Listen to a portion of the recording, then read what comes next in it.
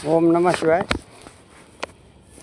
अभी इसमें PDF file है, पारा नंबर 14 है। ये भारतीय दर्शन शास्त्र है। अहंकार, अभी अहंकार के भी दो रूप हो गए। एक सात्विक अहंकार है।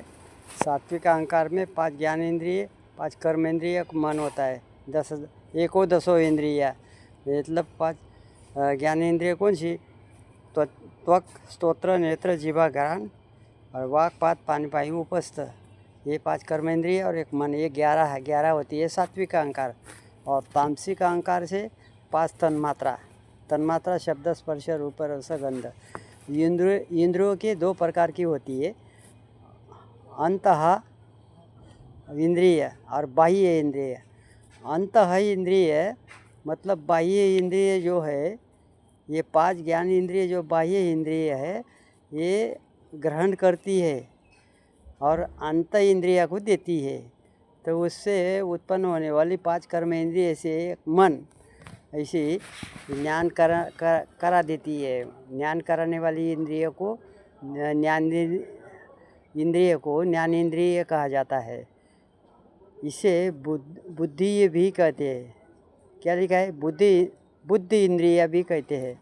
रूप, रस और गंध आदि विषयों को बुद्धिपूर्वक आलोचन पर्यालोचन आदि करके जो ज्ञान में जो साधक अथवा करण होती है, वे बुद्धि है अथवा ज्ञान इंद्रिय कहलाती है। ज्ञान के साधक इंद्रिय को ज्ञान इंद्रिय तथा कर्म के साधक इंद्रिय को कर्म इंद्रिय कहा जाता है। मन को उभय इंद्रिय कहा जाता गया है, क्योंकि यह ज्ञान इंद्रिय तथा कर्म इंद्रिय दोनों के साथ समान रूप में कार्य करता है। ये लिखा है, देखो क्या लिखा है। एकदश इंद्रिय के बीच मन से संकल्प करने वाला तथा समान धर्म भाव के कारण दोनों प्रकार का होता है।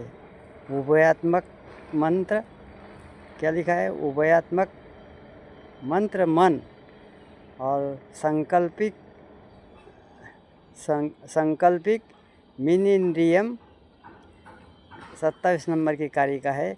5 ज्ञानेंद्रियों के व्यापार शब्द, स्पर्श, रूप, रस, गंध आदि विषयों का प्रकाशन करना है। मात्र माना जाता है कि रूपादिषु पंचनामलोचन मात्र मिश्यते रुत्ति, कारिका नंबर 28 है। अभी इसमें क्या लिखा है? नाम, जाति, गुण, क्रिया आदि विशेषताओं का संकल्प विकल्प करना मन का कार्य होता है। वह वस्तु त्यागने योग्य है अथवा ग्रहण करने योग्य है, इसका निश्चय बुद्धि करती है। 5 ज्ञान इंद्रिय के कार्य कौन से? कान का काम है सुनना, त्वचा का काम है स्पर्श होना, चक्षु का काम है देखना, रसना का काम है जीवा चखती है, घ्राण ये नाक आ गया। अब ये स्रोत्र बताया था ना, कान सुनते सुनते सुनना ही चला गया, तो पता नहीं कौन सुनता है और क्या जो सुनना नहीं चाहिए था वो सुनता था। फिर पता लगा तो बोले कान सुनते सुनते कान ही चले गए, पता नहीं कौन सुन रहा है। त्वचा से स्पर्श करने वाला तो स्पर्श करते करते पता नहीं कहाँ चला गया, फिर पता नहीं कौन स्पर्श होता है, कौन करवाता है।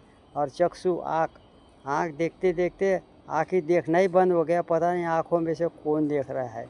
रसना जीभ स्वाद लेते लेते जीभा स्वाद ही चला गया, पता नहीं स्वाद ले कौन रहा है। और घ्राण नासिका सुगंध दुर्गंध लेते लेते नाक का सुगंध ही चला गया, पता नहीं सुगंध अब कौन लेता है कौन नहीं। अभी ऐसी भाषा है किसकी? वेदांत की। और शब्द जो बनता है ना, वो जीवा बगैर शब्द नहीं बनेगा। स्पर्श यानी त्वचा को स्पर्श होता है, ठंडी गर्म का, गर्मी लगती ठंडी लगती, ये शरीर से स्पर्श होता है। रूप, आँखों से रूप देखा जाता है। रस जीवा पे रख दो, खट्टा मीठा तीता, नमक ज़्यादा हो गया था, खारा, ये सब कौन जानता है? जीवा जानती है। गंध, सुगंध नासिका से सुगंध लेता है, ऐसा है। अभी इसमें इसमें भी सांख्य कारिका है। ये 15 नंबर का है। अभी देखते हैं इसमें क्या है। अभी इसमें कर्म इंद्रिया क्या है? वाक, पात, पानी, पायु, उपस्थ। पायु यानी कि गुदा हो गया, वाक यानी कि वाणी हो गई। वहाँ वाक वाणी नहीं यार, वाक ऐसा कैसा हो गया है? वाक वाणी, वाणी कहाँ से है? वाक, पानी, पाद, गुदा, उपस्थ। हाँ वाणी लिखा है भाई, जो है वो है। अब पता नहीं क्या लिखा है।